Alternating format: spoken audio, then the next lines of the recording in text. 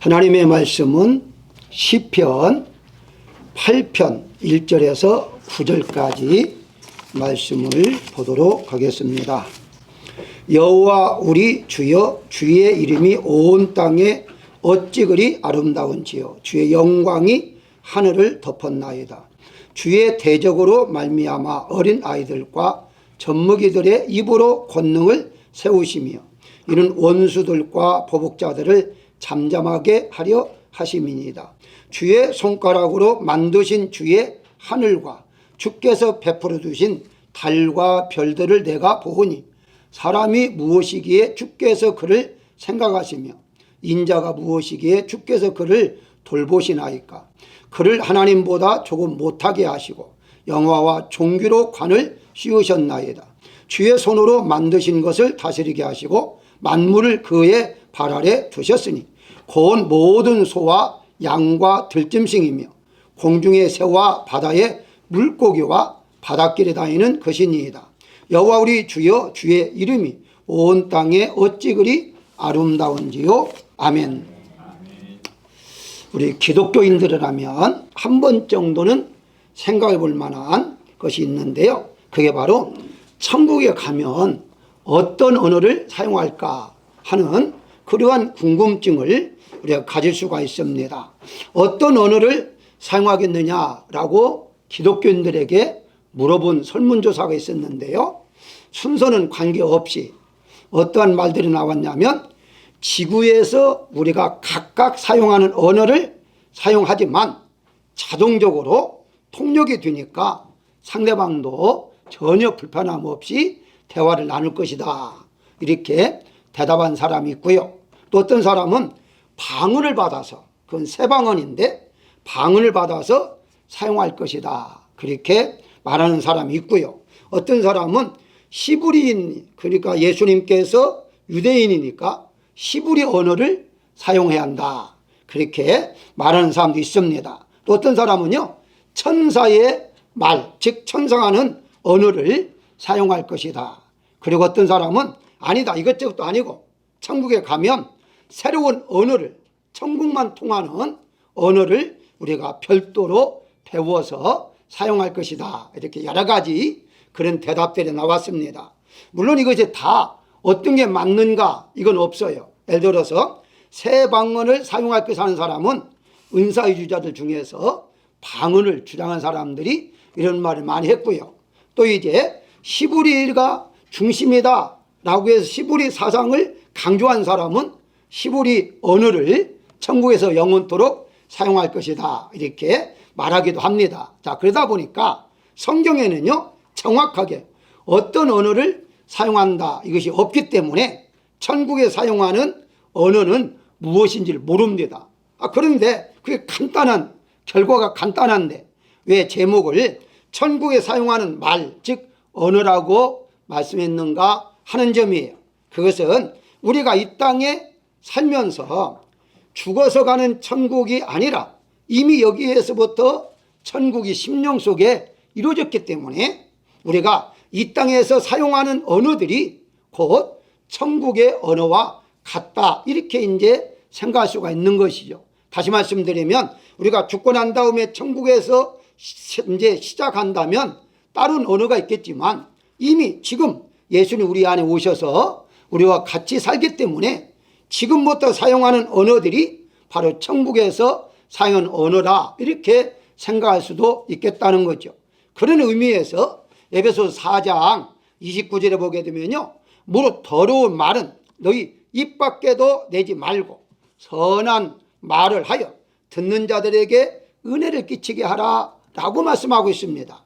따라서 천국에서 하는 말은 어떤 말이냐? 한마디로 선한 말이다. 이건 분명하죠. 왜냐하면 하나님께서 선한 분이시고 악한 분이 아니시기 때문에 하나님 계신 곳은 모든 말들이 선한 말만 있을 것이다 하는 것을 우리가 누구나 추측할 수가 있습니다. 자, 그렇다면 오늘 본문 말씀을 통해서 바로 천국에서 사용하는 언어는 어떤 언어인가? 첫 번째 생각할 것은요, 하나님부터 나온 말씀이 선한 말이며 천국의 언어다. 그렇게 말씀을 드릴 수 있습니다. 무슨 말이냐? 대부분의 사람들은요, 언어는 사람들이 만들었다 그렇게 말을 해요. 예를 든다면 한글을 만든 분은 세종대왕이다 그렇게, 따라서 이제 뭐 영어를 만든 사람이 있을 것이고, 그래서 사람들이 언어를 만들었다 이렇게 말하지만 사실은 그건요, 문자, 즉 글을 만든 것이지 말을 만든 게 아닙니다. 그래서 제가 오늘 제목을 언어라고 하지 않고 그냥 말로라고 한 것도 그런 의미예요. 다시 말씀드리면 언어를 연구하는 사람들도요, 공통점으로 말하는 게 있습니다. 즉 글자, 문자보다도 더 먼저 말, 소리가 있었다는 거죠. 그러니까 우리가 이 음성, 소리를 있었는데 그 소리를 통해서 바로 글을 만들어 가지고 이제 글로 표현을 했다. 그러니까 역사적으로 보게 되면 바로 학자들 모두가 다 유구동성으로 공통적으로 말하는 것이, 글자가 만들어진 것은 주전 약 한 3,000년 전, 그러니까 지금까지 약 5,000년에서 6,000년 전이다 그렇게들 말하고 있습니다. 그러면 그전에는 말이 없었냐, 글씨가 없었느냐? 글자는 없었지만 말은 있었죠. 서로 말을 이제 해가면서 그 다음에 글자가 만들어졌다 이렇게 이제 보시면 됩니다. 자, 그러면 바로 왜 이 말이 하나님부터 나왔느냐 하는 우리가 알아야죠. 창세기 2장 19절에 보게 되면 하나님께서 아담이 무엇이라 부르나 보시려고 짐승들을 아담에게 이끌어 가시니 아담이 각 생물을 부르는 것이 곧 그 이름이 되었더라 라고 말하래요. 자, 여기서 잘 보세요. 아담이 최초로 말을 했다는 거예요. 자, 그런데 이 아담이 말을 했는데 그 말하는 것이 가장 먼저 그 짐승들, 생물들이죠. 그 생물들에게 이름을 각각 지어줬는데 그 말을 한 그 말 누구한테 배웠을까요? 성경에 보게 되면 배웠다는 말이 없습니다. 자, 그러면 결국 가서는 배웠다는 말이 없다라고 한다는 말은 그 인간 속에 본능적으로 말할 수 있는 기능이 있었다 이렇게 이제 보시면 되는 거죠. 자, 다시 말씀드리면요, 짐승들은요 말을 하나님이 할 수 있는 기능을 안 줬기 때문에 짐승들은 오랜 세월을 가더라도 말을 못해요. 사람은요 어렸을 때에 어디서 자라냐에 따라서 그 지역의 말을 자연스럽게 이렇게 하게 되어 있습니다. 그 말은 무슨 말이냐, 미국 사람이 할지라도 한국에 태어나면은 한국말 할 수 있다는 거예요. 자, 근데 그 사람이 또 다시 미국에 오면 미국의 말 할 수 있다는 거예요. 어떻게? 기능을 하나님이 이미 우리 인간에게 주셨다. 그러니까 말하는 것 자체가 바로 하나님의 은혜라는 것이죠. 여러분들이 말을 하는 것이 바로 어떤 때는요 말이 안 나올 때 있잖아요. 얼마나 답답합니까? 그런데 말할 수 있다는 것이 바로 하나님 우리에게 주신 은혜다 이렇게 이제 보시면 되는 것이죠. 다시 말씀드리면 하나님께 인간을 하나님 형상으로 창조했잖아요. 하나님 형상 속에 말할 수 있는 기능을 하나님이 허락했기 때문에 우리는 어디든지 태어나다 할지라도 그 지역의 언어를 자연스럽게 습득을 해서 말하게 하신다는 것인데요. 자, 그러면 이 말은 누구 붙었느냐? 가장 먼저 하나님이 하셨죠. 창세기 1장 3절에 보게 되면 하나님이 이르시되 라고 말하잖아요. 하나님 말씀하신 거예요. 하나님 말씀하셨고 그 말하는 기능을 우리 인간에게도 하나님 형상대로 지원받아 우리에게도 전달시켜줬다 이렇게 이제 보시면 되는 거죠. 그래서 말은 인간이 창조되기 전 최초로 하나님이 먼저 하셨고 하나님 인간을 창조하면서 말하게 한 것이죠. 그래서 이 말은 사람이 만드는 것이 아니라 바로 하나님 주신 것이다. 이거 한 가지만 가지고도 여러분들 누구와 대화를 통할 때에 그걸 생각하면서 야, 하나님 나에게 이런 말할 수 있는 은혜를 주시니 감사하구나 이런 마음을 가지고 우리가 살아가게 한다는 거예요. 왜냐하면 짐승들은요 말하고 싶어도 말 못하잖아요. 사실 짐승들은 먹을 때에 본능적으로 예를 들어서 같이 개가 어떤 음식을 먹을 때에 상대방 개가 빼앗으려고 한다면 이제 으르렁거려서 못 먹게 한다든가 이거 외에는 없잖아요. 개들이 누워가지고 부부가 누워서 오늘 잘 지냈어? 이런 말을 합니까? 모르겠어요. 자기들이 할지는 모르지만 제가 알기로는 그런 잔잔하고 속삭이는 그런 이제 말은 하지 못하는 걸로 알고 있어요. 자, 그렇다면 결국 무슨 말이냐? 이 말한다는 것 자체가 바로 하나님의 은혜라는 거예요. 그래서 여러분들이 말을 할 수 있도록 주신 것은 선한 말을 하도록 주신 것이기 때문에 같은 말을 한다 할지라도 여러분 입술에서 악한 말이 나오지 않도록 그걸 우리가 절제하면서 우리가 말을 해야 한다는 것을 알 수가 있습니다. 자, 그렇다면 두 번째 우리가 생각할 것은요, 이 천국의 언어는 어떤 언어냐? 서로 의사소통, 대화에 하는 말이 선한 말이며 천국의 말이다 라고 말할 수 있는데요. 무슨 말이냐?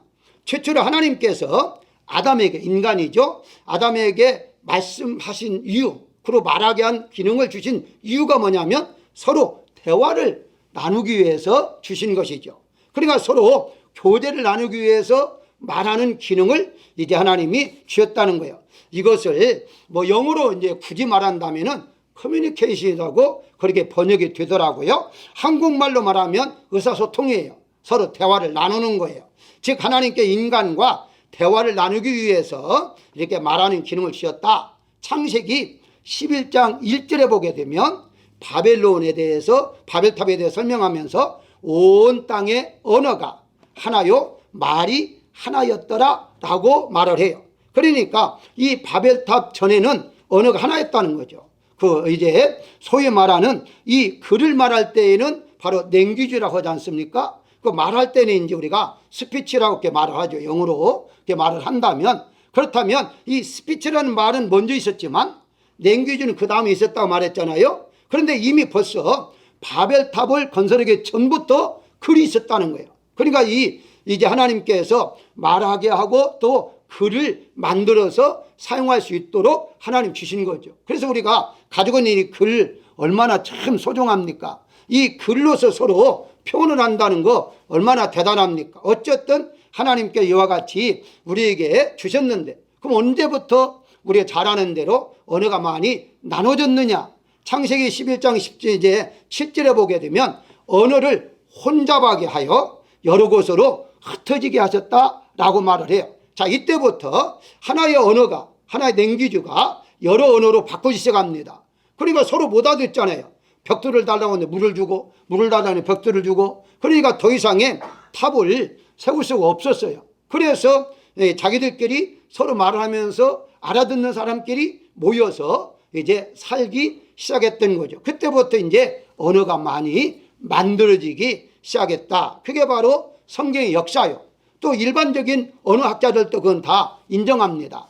하나님께서 창세기에 나타난 거 인정하지 않지만 사람들이 모여 살면서 언어가 만들어졌다는 것까지는 인정을 해요. 근데 그렇게 흩어지게 한 분이 누구냐? 하나님이시다 하는 건 인정 않지만 어쨌든 성경에서는요, 이와 같이 흩어지게 해서 바로 살게 했는데 사는 사람들끼리는 말을 통한 사람들끼리 살게 하셨다는 거예요. 자, 여기에서 굳이 그 랭귀지라는 언어만을 말하지 않습니다. 다시 말씀드리면 어떤 문자, 그것이 말이 통하는 게 아니라 일반적인 말이 통하는 사람들끼리 바로 모이게 되는 것이죠. 쉽게 설명하면 우리가 서로 대화를 나눌 때에 바로 같은 한국말을 할지라도 말이 안 통하는 사람이 있어요. 그렇잖아요? 그 말이 안 통하면 점점 대화가 끊길 수밖에 없어요.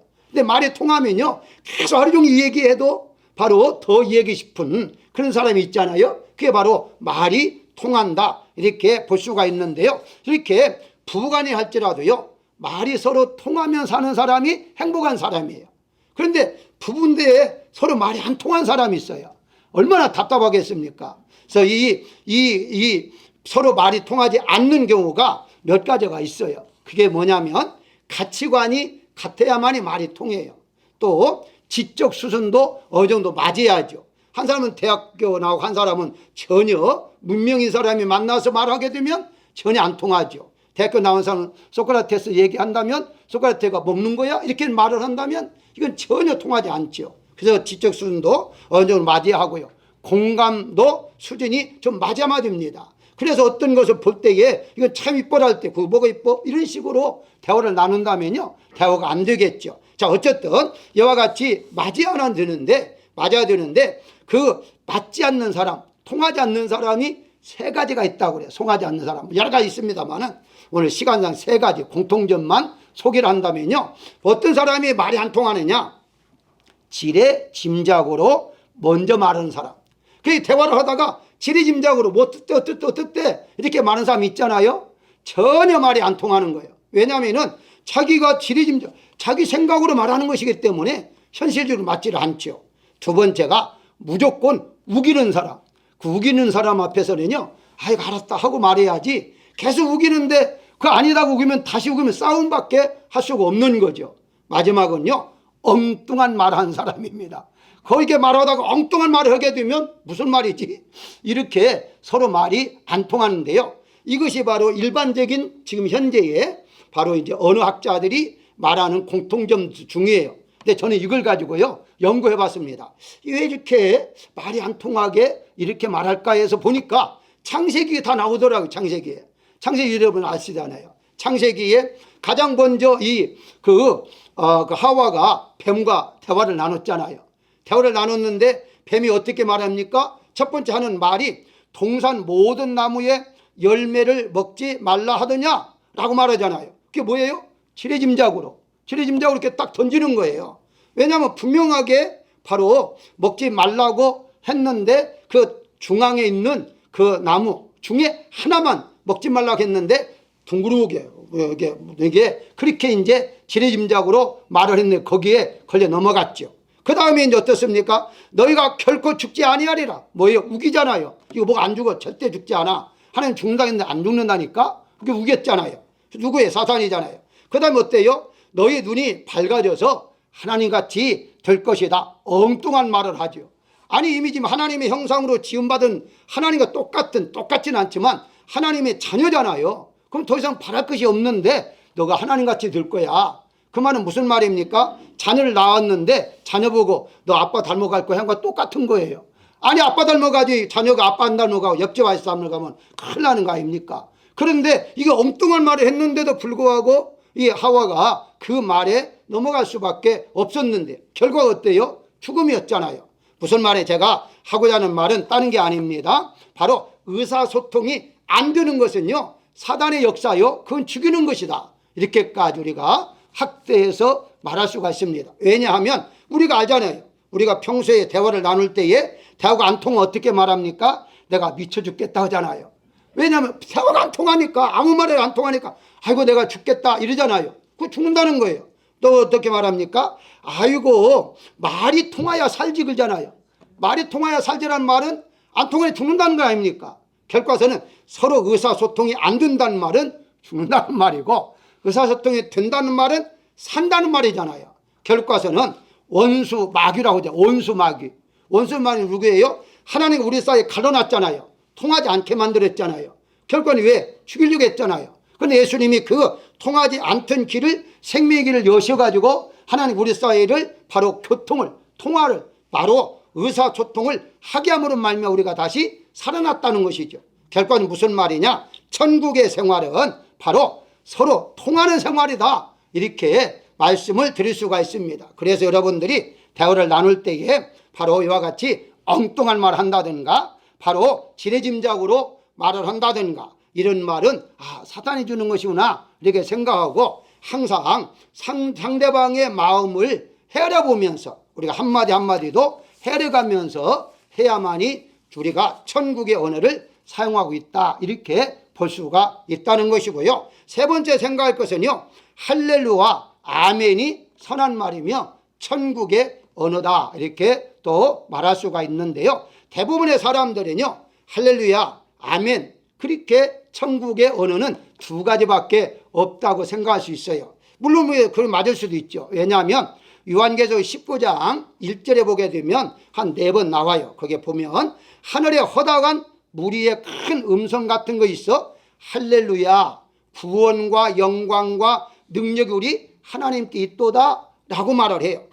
많은 사람들이 바로 하나님 앞에 엎드려 경배하면서 할렐루야 라고 했다는 것이고요. 그 이어서 3절에도 4절에도 계속해서 나오는데 24장로 이제 그 장로와 내 생물이 엎드려 보좌 앉으신 하나님께 아멘 할렐루야 라고 했다는 거예요. 그게 또 이제 성경에 이렇게 기록하고 있어요. 무슨 말이냐? 계시록은요 사도 요한이 기록한 말씀이잖아요. 근데 계시록 1장 2절에 보게 되면요, 처음부터 요한이 하나님 말씀과 자기가 본 것을 다 증언하였다라고 하면서 바로 6절에는 하나님께 영광과 능력의 세세도 있기를 원하노라 아멘, 그렇게 말을 해요. 이어서 7절에도 그러하리라 아멘. 1장에서 아멘 2번 하고 출발을 합니다. 그러고 난 다음에 마지막 장 22장에 가서 20절에 아멘 주 예수여 오시옵소서. 마지막 절 22절에 바로 21절에 주 예수의 은혜가 모든 자들에게 있을지어다 아멘 하고 끝나요. 이게 결과적으로 요한계시록은 천국의 세계를 보여준 것인데, 천국의 세계를 보여줄 때에 아멘으로 시작해서 아멘으로 끝난다는 거예요.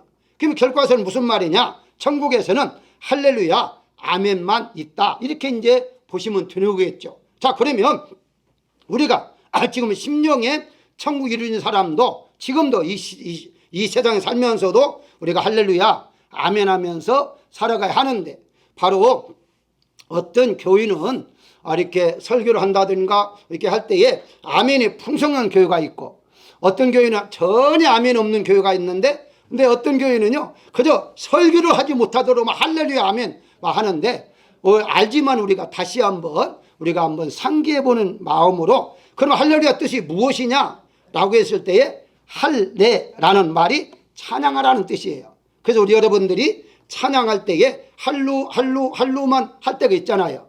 그건 할루 때는 찬양하는 뜻이거든요. 그리고 거기에 할렐루, 이 누라는 말은 무엇이냐? 너희란 뜻, 너희들은.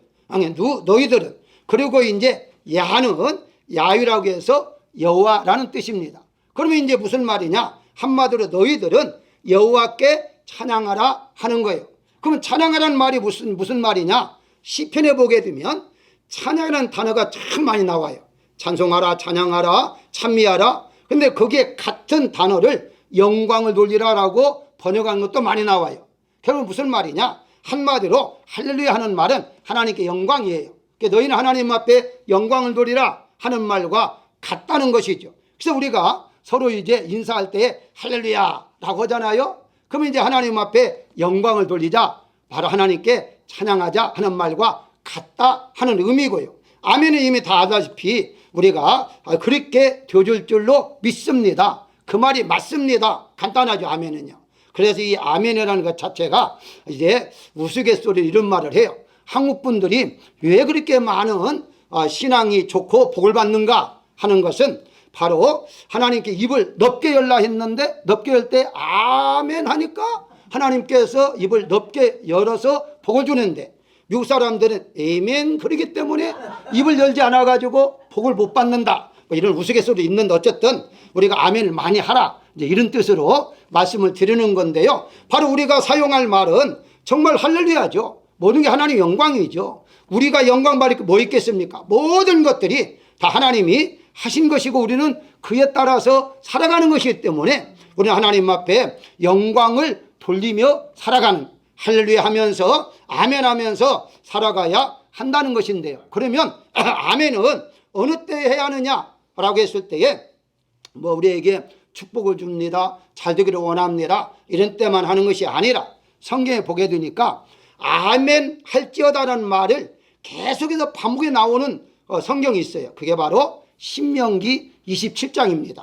27장에서 12번을 말하는데요. 그중에 예를 들어서 하나가 이렇게 말합니다.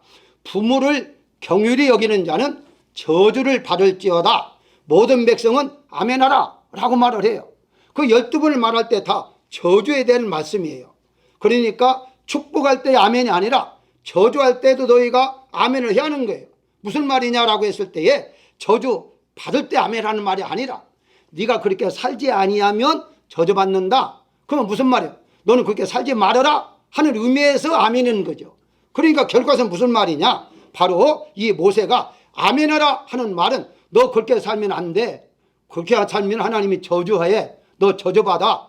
그러니까 절대 너 아멘하고 그렇게 살면 안 된다 하는 것을 결심하라, 이런 의미로 아멘하라 라고 말하고 있는 거예요. 자, 그러니까 결과는 무슨 말이냐? 아멘이라는 말은 하나님 앞에 우리가 복을 받는 그런 모습이다, 대답이다, 이렇게 이제 볼 수가 있는 것이죠. 모든 것 하나님의 뜻대로 이루어지는 것이기 때문에 우리는 하나님 뜻에 맡겨서 이렇게 인도해도 하면 저렇게 인도해도 하면 그렇게 하는 것 아닙니까? 그래서 이 세상에 살아가면서도 항상 여러분들 입술에서 할렐루야 아멘이 넘칠 때에 천국의 언어를 사용하는 것이고 바로 여러분들이 천국 생활을 하고 있다 이렇게 이제 믿으시기를 주의 이름으로 축원합니다. 마지막으로 생각할 것은요, 감탄한 말이 선한 말이며 천국의 언어다라고 말할 수 있죠. 오늘 본문에다 돌아옵니다. 본문 1절에 어찌 그리 아름다운지요 라고 말을 해요.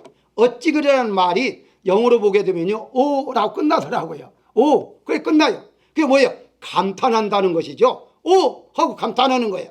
그러니까 어찌 그리 아름다운가 라고 하면서 바로 이제 이 다윗은 그때 당시에 다윗이 어떻습니까? 엄청난 고통을 받고 있을 때잖아요. 그럼에도 불구하고 바로 어찌 그리 아름다운가 하는 모든 세계를 아름답게 보고 있었다는 것이거든요. 감탄하게 되면요 감격이 나오고 감격하게 되면요 감사가 나올 수밖에 없어요.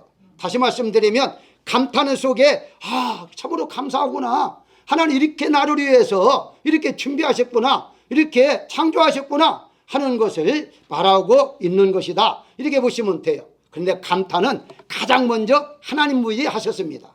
창세기 1장 3절에 보게 되면요 빛이 있어라 하심에 빛이 있었더라 그러잖아요. 자, 빛이 있더라 라고 말을 해요. 그런데 거기에서 다시 4절에 빛이 하나님 보시기에 좋았더라 라고 하잖아요. 이 좋았더라는 말이 감탄사예요. 결과서는요 이 창세기에 이제 시간마다 바로 좋았더라 라고 말을 하죠. 그 마지막에 31절에 인간을 창조한 다음에 마지막 날은 모든 것을 보시니 하나님 창조하시고, 물론 우리 인간을 위해서 창조해냈잖아요. 그러고 난 다음에 보시니 심히 좋았더라 라고 만족해 하셨어요. 감탄하셨어요.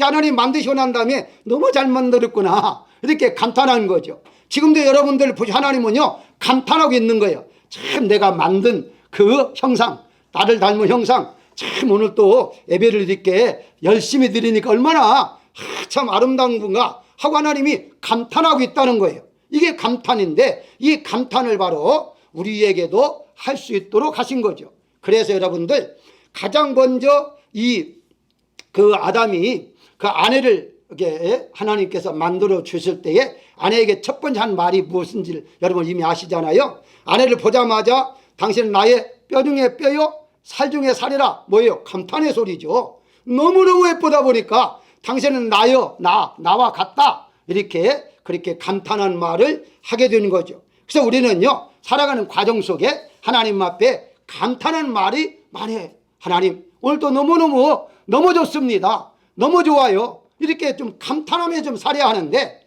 이 감탄하는 사람들이 많지 않은 것 같아요. 자, 오늘 본문으로 다시 돌아오겠습니다. 1절에 어찌하여 그리 아름다운지 하면서 마지막 절에 다시 똑같은 말을 해요. 어찌 그리 아름다운지요. 그러니까 시작이 아름답고 마침이 아름다워요. 중간에 무엇이 아름다운 게 대해서 설명하잖아요. 그 설명의 첫째가 3절에 보면 주의 손가락으로 만드신 주의 하늘과 달과 별을 내가 보니 아름답다 하는 것이잖아요.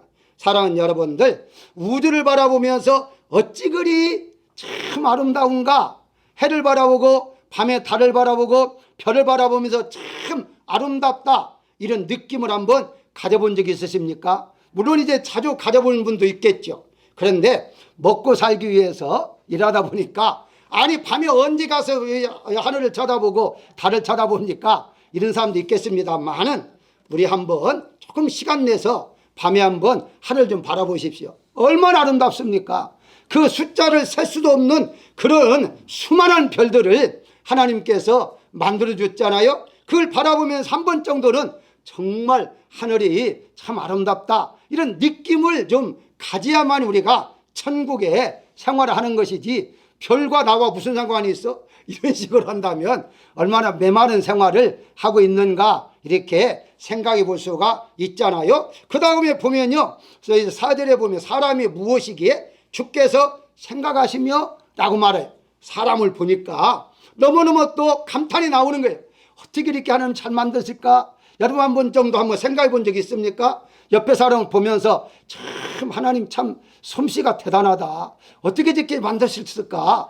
우리가 만들어도 못 만드는데 그럼 남편을 보고 아내를 보면서 참 잘 만들었구나. 이런 생각을 좀 해보면서 감탄. 그 잘 만든 사람이 내 옆에 있다는 거. 그게 더 중요하잖아요. 자녀를 보면서 얼마나 감탄해요. 그 쪼매는 거. 지금도 생각나는데 옛날에 어떤 장로님이 그 얘기 하더라고요. 손자를 보고 와서 뭐 싱글벙글해요. 왜 그런가 물었더니 저희 병원에 손자를 보고 왔는데 애가 장군이 될 겁니다는 거예요. 옛날에 장군이 최고잖아요. 지금 장군이 최고 아니지만. 왜 그러냐 했더니 얘가 이렇게 보는데 자기가 볼 때에 오줌을 쭉 싸가지고 자기 얼굴에 왔대요. 그 세기를 보니까 얘는 장군이야. 그리고 너무 좋아가지고 내한테 자랑하더라고요. 어쨌든 그 아이를 볼 때에 오줌 누는 게 뭐가 자기 얼굴에 있는 그게 뭐가 대단하게, 그런데 너무 좋은 거예요. 너무 좋으니까 예쁜 거예요. 그런 좀 감격스러운 우리 생활을 좀 하면서 좀 살아가야지. 매일매일 죽느니 사느니 못 살겠느니 이건 천국이 아니잖아요. 그건 지옥이지. 우리가 천국 생활을 하는 데 있어서 조금 그런 사람을 보면서, 가까운 사람 이런 보면서 참 감탄스러운 그런 말을 조금 할 정도 되지 않겠는가 좀 한번 생각해 봅니다. 바로 우리가 좀 하나님께 우리에게 선한 말을 하라고 하죠. 선한 말, 선한 생각, 아름다운 생각. 다윗이 지금 언제 죽을지 모르는 그 환경 속에 어찌 그리 아름다운가. 하늘을 보니까 아름다운 거예요. 자기는 이제 죽을 수밖에 없는데 사람을 보니까 아름다운 거예요. 누구? 그 속에는요 원수들이 있었잖아요. 원수들이 있었는데도 사람들 보니까 아름다워요. 마지막 뭐 있었어요? 그 다음에 보니까 7절에 소와 양과 들짐승이며 공중의 새와 바다의 물고기, 아닌 짐승을 보니까 더 그렇게 아름다운 거예요. 짐승도 하나님이 우리를 위해서 이렇게 만들었구나 생각하니까 또 얼마나 아름다워요. 바로 이렇게 정말 마음이 이렇게 편안한 사람은 이 개를 본다든가 이런 사람 보면 잘 이렇게 예쁘다 하잖아요. 근데 그렇지 않은 사람 발로 차버리잖아요. 왜 그럴까요? 발로 찬다는 말은 기분 나쁘다는 얘기 아닙니까? 결과는 무슨 말이에요? 모든 것들이 아름답게 본다는 말은요 그만큼 내 마음이 평안하다, 기쁘다는 말과 같다는 거예요. 결국은 우리가 심령의 천국이 이루어진 사람은 모든 것이 아름답게 보일 수밖에 없는 것이고 감탄사가 나올 수밖에 없다는 것입니다. 그래서 우리가 이 다윗처럼 바로 공중의 모든 걸 바라볼 때, 만물을 볼 때에 아름답게 보이시고, 여러분들이 사람을 볼 때에도 아름답게 보이시고, 심지어 짐승까지도 바로 이렇게 곤충까지도 볼 때에 아름다운 그런 마음을 가져야 한다는 것입니다. 그때 바로 여러분들이 바로 천국에 생활하고 있다 이렇게 볼 수가 있는 거예요. 결론적으로 말씀을 드리면 천국은 죽어서 가는 것이 아니라 지금부터 이미 이루어졌잖아요. 그렇다면 이 세상에서 우리가 천국의 생활을 해야 하는데 골로새서 2장 17절에 보게 되면요 이것들은 장래일의 그림자라고 말을 해요. 그 성막에 대해 쭉 설명하면서 무슨 말이냐, 우리 세상에 사는 동안에 바로 천국의 그림자로 살고 있는 거예요. 그러니까 우리가 사는 천국 같지는 않지만 그래도 천국의 맛을 보고 살 수가 있는 거죠. 그래서 이 세상에 살아가면서 우리가 지옥에 사는 것이 아니라 천국에서 살고 있는 그런 모습으로 우리가 살아가야 하는데, 그 중에서 이 말, 천국의 언어를 사용하면서 살자는 거예요. 제가 가끔 여러분들이 이제 강조하는 게 있습니다. 같은 말을 할지라도 5마디 사랑합니다, 감사합니다, 미안합니다, 신뢰합니다, 고맙습니다. 이 말은 천국의 언어의 기초예요. 기초예요. 뭐든지 할 때에 부모님이나 뭐 누구에든지 고맙습니다, 감사합니다 이런 말이 기초예요. 근데 그런 말도 한마디도 하지 아니하고 당연한 듯이 그렇게 살아간다는 것은 우리가 천국에 생활하지 못하고 있다 이렇게 볼 수가 있습니다. 아무리 힘들고 이민 생활이 어렵다 할지라도 여러분들 입술에서는 항상 감탄의 말과 감사의 말이 끊임없이 흘러나오시기를 주의 이름으로 축원합니다.